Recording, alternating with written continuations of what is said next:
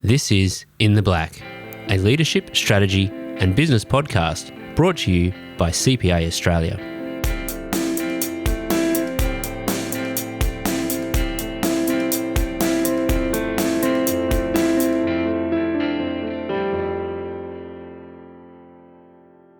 Welcome to In the Black. Today, we are talking with Terence J. Retnam about the costs of food waste. Terence is an environmental engineer and partner at EY, where he leads their Asia-Pacific climate change and sustainability services. In 2006, Terence founded Net Balance, Australia's largest standalone sustainability and climate change advisory service. Net Balance was rated by Business Review Weekly as one of their Fast 100 growth companies in Australia twice before it was acquired by EY in 2014. Terence is on the Australian Auditing and Assurance Standards Board and serves on the boards of Amnesty International Australia, Global Citizen Australia, the Australian Conservation Foundation, Food Frontier, and Fair Trade Australia New Zealand. He is an adjunct professor at University of Southern Queensland and a fellow of the Institute of Engineers Australia. Welcome to In the Black, Terence. Thank you, Garreth.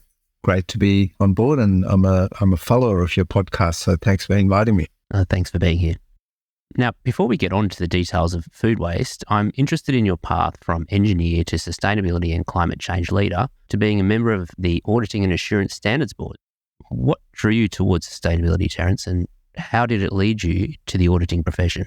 Yeah, it's an interesting question. I think Oscar Wilde said something along the lines of most people are some people, in the context of most people are a sum of the people that they follow or they look up to or they interact with.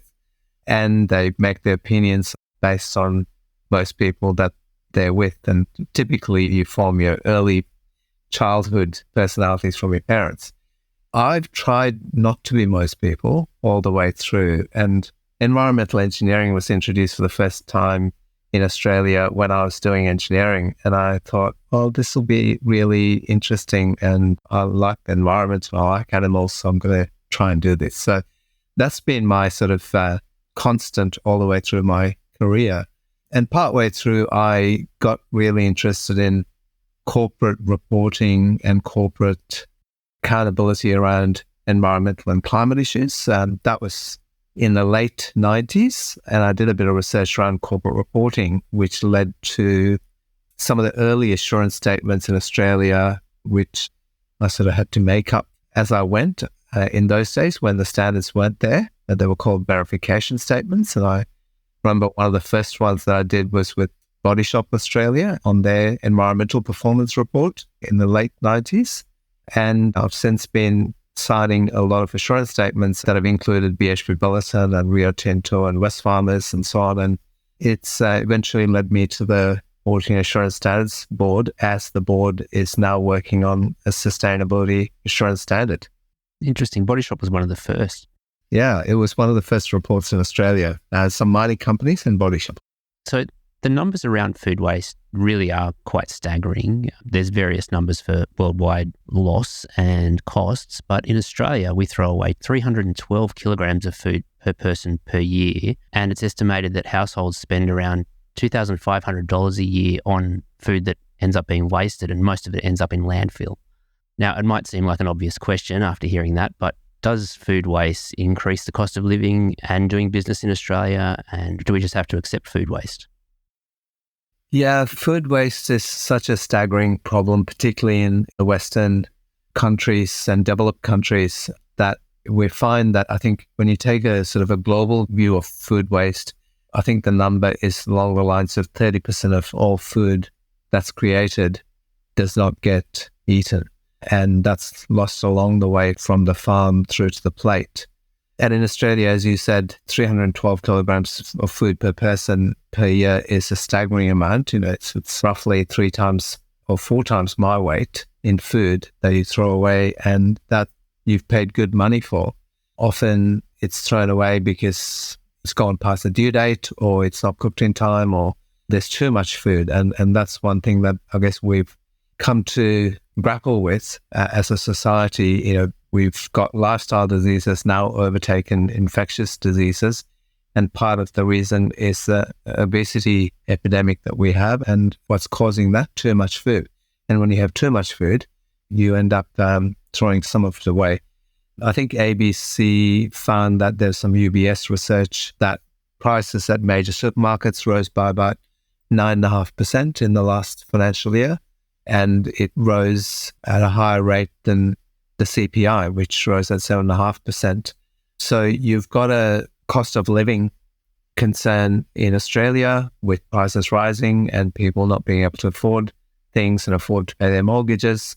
But at the same time, we're throwing away quite a bit of waste in food waste, where you're spending about $200 per week if you've got a normal household, and you're throwing up to a third of that away without being eaten. So if you work out the numbers, it's throwing away about $2,500 per year, as you said, which adds up very quickly. So one thing that people really should think about is not just buying the right amount of food. I think there's still a part of the brain that acts like as you said, the lizard part of the brain. There's scarcity. Yeah, evolutionary concept of scarcity. And people overbuy food because of that notion, and then overeat food. And, one way to sort of tackle the health issue is to start thinking about, let's buy less. If we really need to, we can go back and get some more food, and then throw away less. We saw a lot of that through the pandemic, people buying so much food. Absolutely. Tins and tins of, how much of that would have been thrown away. So who is responsible for all this waste? Do we know where the waste occurs? Is it just in households? So waste in a sort of a system context with food occurs all the way through the value chain. So primary production, where it's not the right size or it's been impacted by weather, you lose about 30%. So it's interesting that, something that like food waste that causes climate change also then impacts production. So that causes about 30% of waste through the value chain. Manufacturing, about 24%. There's a little bit in wholesaling, retail, where, specifically you don't sell some things that are on the shelf, and retailers are pretty good. They end up donating some of that just before it hits the due date. That's only 3% retail. You then lose most of the rest through the household level at about 35%. So you're losing them all the way through, but primarily in the production phase at the farm gate and at the end at the household level. As soon as we spend a lot of time, effort, energy producing, packaging, transporting, distributing food, and then sink even more energy into sending it to landfill, it does seem crazy. Does food waste have an important role to play in carbon reduction goals? Is it maybe an overlooked opportunity in a lot of people's ESG planning? Absolutely. And I think if you talk about corporates, there's only certain corporates that are involved in food, those that are either manufacturing food or selling food. And then at the end, there's the waste contractors who manage these days we've gotten better at collecting food waste from households and composting those at a composting facility. So that's sort of the corporate landscape. But food waste has a significant impact on climate change. So if you think about gases that cause greenhouse emissions, everyone knows about CO2, and that's what comes out of the fossil fuel generating facilities. But one that's overlooked is methane, which is the next biggest contributor. And methane comes from composting food that's in landfills, and it also comes from cattle and animals that are domesticated because of the way they digest food. And methane's an interesting gas. So methane's been put on the agenda most recently through the Conference of Parties on Climate Change as a significant gas that requires much more focus. There's also some research done to say that Australia might not be accounting for all of its methane. It also comes out of fugitive emissions in fossil fuel production, and the accounting might not be quite correct. So there was a new story around that. But going back to methane, in Australia accounts for 26% of our total greenhouse gas emissions, second only to carbon dioxide at 67%. So 26% of our total greenhouse gas emissions come from methane, a lot of it in the factory farming, and quite a bit of it in food waste. And then the issue with methane is that it's 120 times more potent as a greenhouse gas emissions. So it's almost like every molecule of methane is equivalent to 120 molecules of CO2 in the first year that methane goes up, and it degrades over time. So a ton of emissions today will only have 84 times the effect of CO2 over 20 years, and it drops to 28 times over 100 years. So for the first 100 years of a methane molecule, you've got a much higher global warming potential than CO2. And that's an interesting issue, right? Because if you think about extreme weather that's been caused by global warming, if you have the one thing that you might want to do straight away to impact extreme weather in the next 10 years, you'll cut out methane. And it seems like we're burning carbon to make methane in this instance. Terence, you just mentioned the factory farming of animals and methane production. Is there a difference between different types of food and the amount of emissions that different types of food production leads to? Absolutely. We find that the embedded carbon or embedded global warming potential in animals, particularly red meat animals like beef, is significantly higher than plant-based foods. So I think David Attenborough said in one of his documentaries that even if you decarbonize the whole world tomorrow, you would need to have our diets change by 75% to vegetarian diets in order to stay under 1.5 degrees.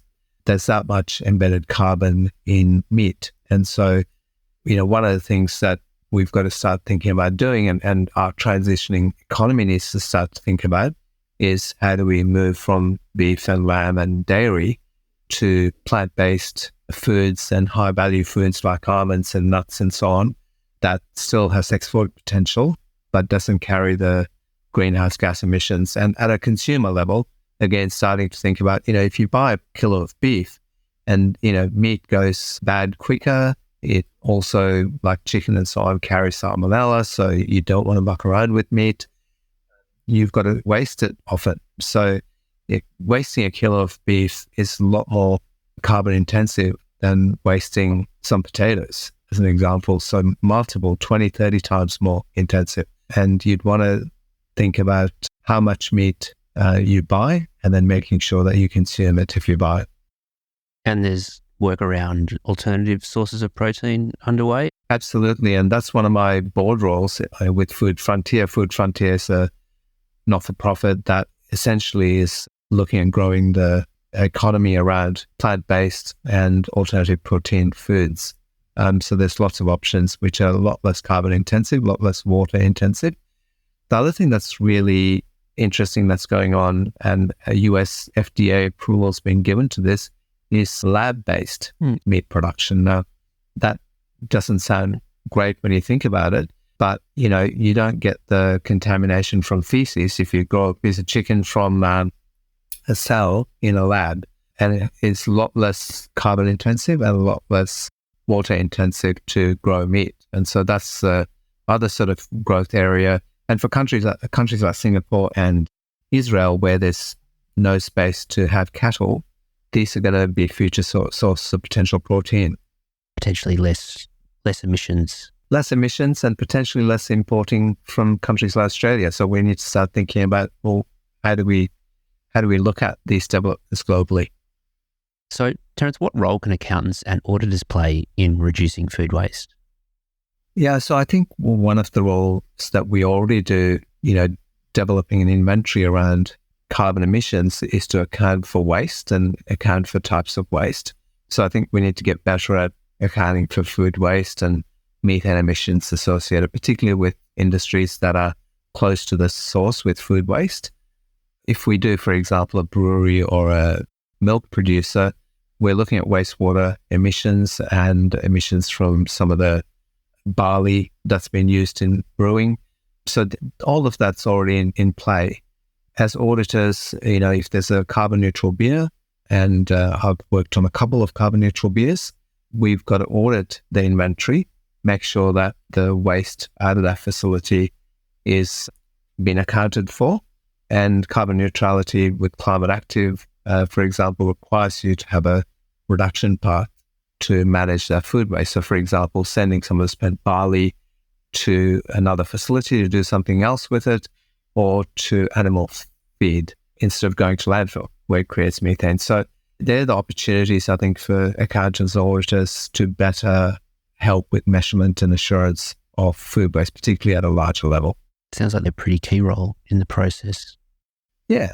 And I think our sort of paradigm that we've set for ourselves with the NGES Reporting Act is one of the best in the world. So we've got good methodology for measuring methane from food waste, as an example. The Australian government, Terence, has a national food waste strategy, which they released in 2017. And the plan is to halve our waste by 2030. Now, it seems quite bold. How is that going? Yeah, this is a role that I think governments can significantly help with, particularly in the cost of living crisis. So looking at better education around food waste, when have we ever seen any education around food waste? Looking at policy that ensures that the system moves food, if it's not used, to another use, and so on. So there are ways in which government can look at the value chain around food and start to minimize not just the direct cost for industry, but the direct cost for consumers, as well as the potential social and environmental cost when food is wasted, because no one really looks at the whole picture, and they should in the case of food waste, just given the scale of food waste. And if we do manage to get to halving our waste by 2030, do we know what the financial impact will be? Overall benefit from halving food waste could include $53 billion, I think, according to the strategy of operational cost reductions across the supply chain, because you're then reducing labor costs and reducing packaging costs, as you said. About $3.2 billion from avoiding social costs by reducing carbon emissions, and about $1 billion of avoiding costs of landfill. So there's quite a bit. And, that's not even taking into account the impacts that you get, the downstream impacts of the social costs of carbon in other countries. So we're only looking at our own country. So there's a lot to be gained. What else is being done to reduce the problem? Are there other things other than what has been planned by the government? I think there's voluntary agreements in place to reduce food waste in Europe in particular, where signatories must take action to measure their impacts and report outcomes. That seems to be going well in Europe and in the UK. Other initiatives could include improved data and waste audits, as we've talked about. That's always less well done compared to other emissions, particularly electricity and so on. Consumer behavior change, so starting to think about what consumers can do and how to nudge consumers around reducing their purchasing. I mean, that's going to be hard to do, isn't it? But also reducing the food waste or donating food. I think one of the things that I do as someone who, I guess, thinks about other avenues of reducing food waste is go to the markets, because the markets often have the fruits and so on that are out of shape and they get wasted if they're not bought. So if you can support the local farm markets or the sort of larger markets that we have around the country, that's going to benefit another industry altogether, but also reduce food waste. Improvements in tax credits. I think we could do a lot more in tax. GST is a really interesting mechanism. So GST, when it was first conceived, wasn't over food, as you know. So food was left out of GST unless it was manufactured food. You could potentially tweak it a bit to include healthier food with potential tax reductions and unhealthier food with GST being introduced. So that there are ways in which existing mechanisms could help. And broader acceptance standards for imperfect food. As I said, if we can get that into stores, even Coles or Woolies could potentially have baskets with imperfect food at a lower price point. You get that with avocados already.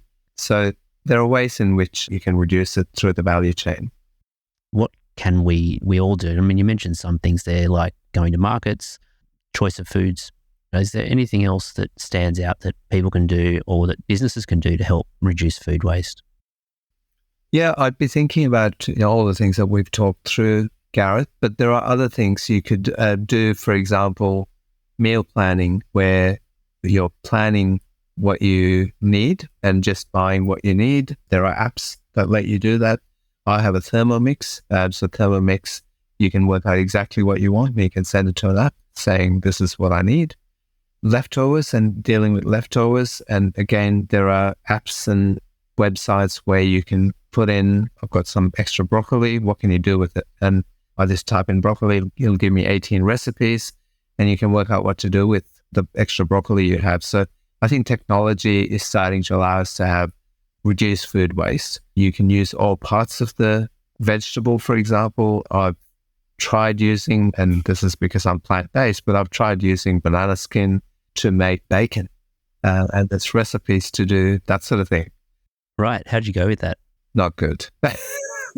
So I wouldn't try that one. But often people peel off potatoes and so on. There's no real need. There's a lot of nutrients in the skin of apples and potatoes that you're missing out if you peel them off. So you're not only wasting food, but you're actually missing out on the best part of the food itself. And then storing food in a smart way. Sometimes people put nuts outside in summer and they don't last long. So you might want to refrigerate your nuts and don't buy big quantities. And obviously growing your own and composting your own if you've got the space. So really great ways of being out in the sun, getting some vitamin D, but also you obviously regard your vegetables that you've grown at a much greater level than the vegetables that I've bought. So you look after them, and great way of reducing food waste if you grow your own and compost your own. Homegrown food does taste great. It does. It tastes great. I'm a keen fermenter. It's a little bit time consuming, but the food lasts and it uses those natural fermentation acids. Absolutely. And that's what our grandparents and so on used to do. And fermentation is not just reducing food waste, but it's great for your microbiome. So it's got double the benefit. There's a saying that says, I think, if your grandma wouldn't recognize a particular ingredient, you probably shouldn't be buying it. I'll leave information for further reading in the show notes. And did you have any suggestions for listeners? I think what I'd probably recommend is starting to understand food, health, and environment and that nexus a bit better. I can't recommend any particular book, but, I think there are lots of books out there which carry that nexus of looking at food, environment, and health, and starting to think about, well, how do you sort of have a win-win-win in the way you think about food? And that might be a great way of living, right? Because you're going to eat food for 80, 90 years of your life. And if you're throwing away 300 kilos every year, that's a very large quantity of food that you're wasting. Terence, that's all we have time for today. Thank you so much for your time. Thanks, Garreth. Thanks for having me. If you've enjoyed this episode, help others discover In the Black by leaving us a review and sharing this episode with colleagues, clients, or anyone else interested in leadership strategy and business. To find out more about our other podcasts, check out the show notes for this episode. And we hope you can join us again next time for another episode of In the Black.